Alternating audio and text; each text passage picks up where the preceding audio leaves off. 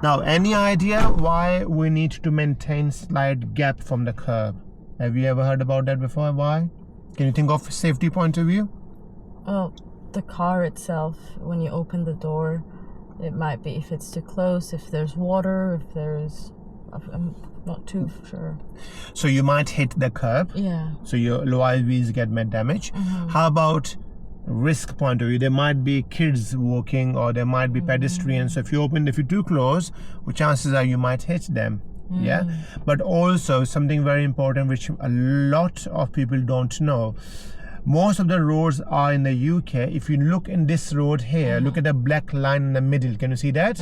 It's dividing the two lanes. Imagine this is lane A going that way, lane B coming this way.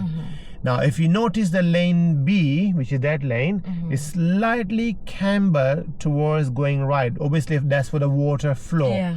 And left going slightly that way. It has got two purposes. One, for the water flow to go because we get a lot of rain. The second purpose, which a lot of people don't realize, that when you drive in a car, any debris comes under your tires, it will goes to the corner. Can you see how much debris over there? So it's easier for the cleaners to clean in the morning. But if you get too close to those debris, what may happen to the car? You can get dirty and it can scratch the car. Yeah. What about if there is something broken glass or sharp nails in there? What may happen to your tires? It may pop, isn't it? Yeah, it may get punctured. That is the reason why we maintain this gap. Would you remember that? Good.